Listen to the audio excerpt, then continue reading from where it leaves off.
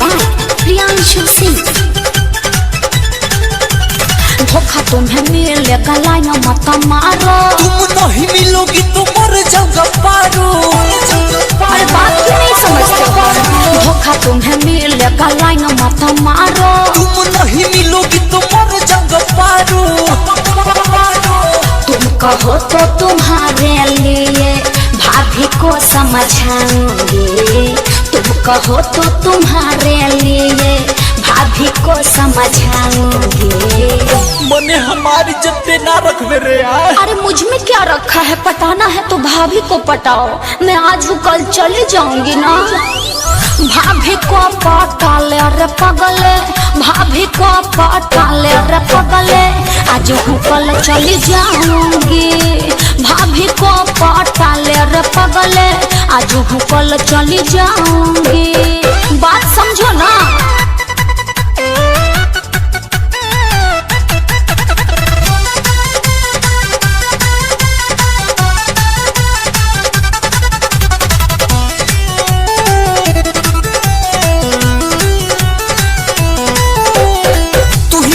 जान हमारे कैसे तुहरा भुलाई बहो, जातानी ससुरा नहीं हराई बता फिर हो बाती आई बहो।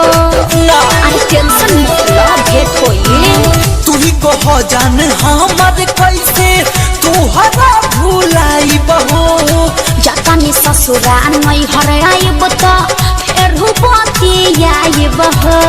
रखेगी खुश तुमको वो, मैं उसे कहा जाऊंगी। रखेगी खुश तुमको वो, मैं उसे कहा जाऊंगी।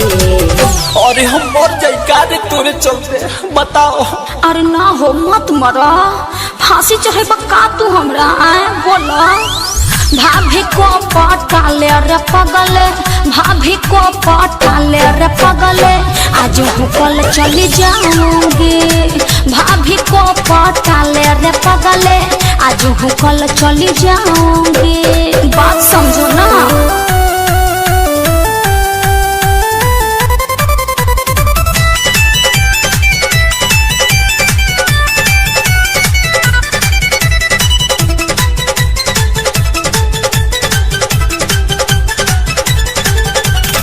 शादीशुदा है सुनो, उनमें रिक्स नहीं होगा। भैया के साथ सुनो अपना कर रही हो धोखा। बात भी समझा करो। शादीशुदा है सुनो, उनमें रिक्स नहीं होगा। भैया के साथ अपना सुनो कर रही हो धोखा। धीरज दीवाना सालेस प्रेमी को उदास ना देख पाऊंगी। धीरज दीवाना सालेस प्रेमी को उदास ना देख पाऊंगी। ए सुन, तोरे चलते हम जहर खा ले, कसम मरता हो तनी सुन। अरे हो दादा ऐसा मत करी है बाबू, सुना। भाभी को पटा ले रे पगले, भाभी को पटा ले रे पगले, आज हूँ कल चली जाऊंगी। भाभी को पटा ले रे पगले, आज हूँ कल चली जाऊंगी। धोखा तुम्हें मिलेगा लाइन मत मारो, तुम नहीं मिलोगी तो मर जाऊंगा पारो। तुम कहो तो तुम्हारे लिए भाभी को समझाऊंगी। तुम कहो तो तुम्हारे लिए भाभी को समझाऊंगी।